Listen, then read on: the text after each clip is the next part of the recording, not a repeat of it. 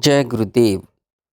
यह समस्त दृश्य मोहग्रस्त स्वरूप विस्मृत चेतना का ही स्वयंकृत विस्तार है।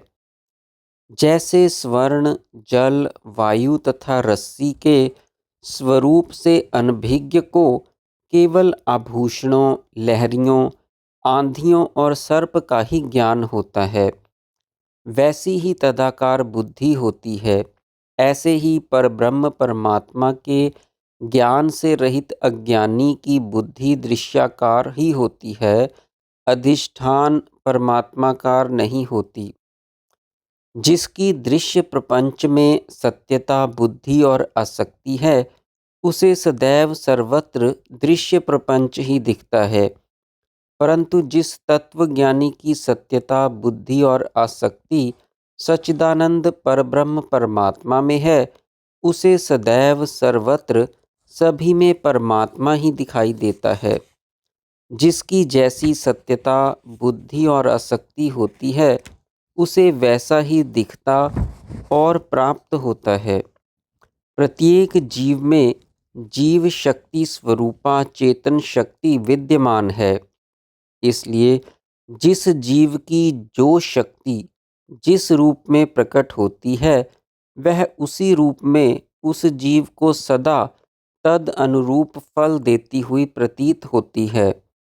जीव की अपनी चेतन शक्ति ही प्रयत्न, पुरुषार्थ, अभ्यास, तपस्या अथवा देवता का रूप धारण करके स्वच्छंद रूप से फल देती है।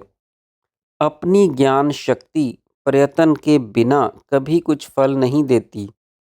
समस्त प्राणियों के हृदय में ज्ञान वृत्ति रूप से सरस्वती देवी या परमात्मा ही विराजमान हैं। जीव जब जिस रूप से उन्हें प्रेरित करता है, वे शीघ्र ही उसके लिए वैसे ही फल का संपादन करती है। वास्तव में दूसरा कोई किसी के लिए कुछ नहीं करता। युद्ध में सिंधु की सेना ने राजा विदुरथ की सेना का विनाश कर दिया। विदुरथ का शरीर क्षत विक्षत कर डाला। सारथी उन्हें मरणासन अवस्था में अंतःपुर में उठा लाया।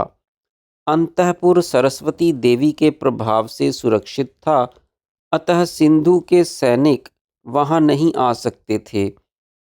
अपने पति की इस भयानक दशा को देखकर रानी लीला मूर्छित हो गई और अपने प्राण त्याग दिए। क्षत विक्षित राजा विदुरथ को मरणासन्न देखकर प्रबुद्ध लीला ने अपने इस महान कष्ट की बात सरस्वती को बताई। सरस्वती ने समझाया कि इस महान उद्योग से परिपूर्ण राष्ट्र विप्लवकारी भयंकर संग्राम से आरंभ होने, चलते और समाप्त होने पर भी यह युद्ध राष्ट्र भूतल ना तो कहीं कुछ भी उत्पन्न हुआ और ना नष्ट ही हुआ है, क्योंकि यह जगत तो स्वप्नात्मक है। गिरिग्राम निवासी ब्राह्मण के घर के चेतन आकाश में राजा पद्म का राजमहल और शव यथाकल्पित स्थित है, और पद्म के शव के निकटवर्ती चेतन आकाश में इस वर्तमान अंतःपुर के भीतर तुम्हारे पति का यह भूतल रूप राष्ट्र और क्षत विक्षित राजा है। इस तरह एक के अंदर एक यह तीनों जगत रूप भ्रम चेतन आकाश में चेतन के संकल्प से ही भासित हो रहे हैं। इसलिए तुम इस समस्त भ्रम और भय को त्याग कर इसके अधिष्ठान, उत्पत्ति, विनाश रहित परम पद रूप परमात्मा को जानो।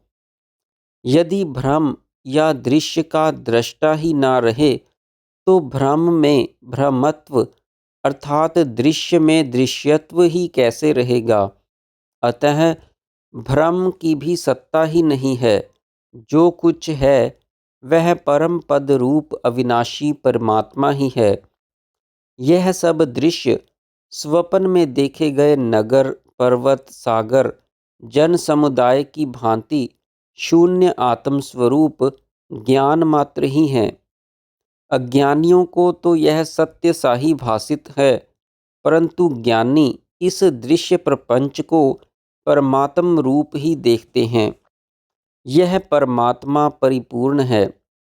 प्रलय काल में भी इसे शून्य या खोखला नहीं कहा जा सकता, क्योंकि स्वर्ण में आभूषणों की भांति सभी कुछ सत्तात्मक रूप से इसमें स्थित होता है।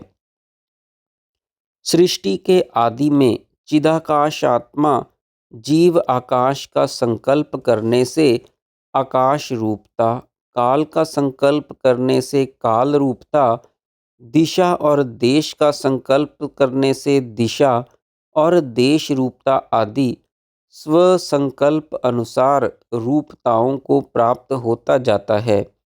यह चेतन की चतुराई अथवा उसकी शक्ति माया का ही चमत्कार है।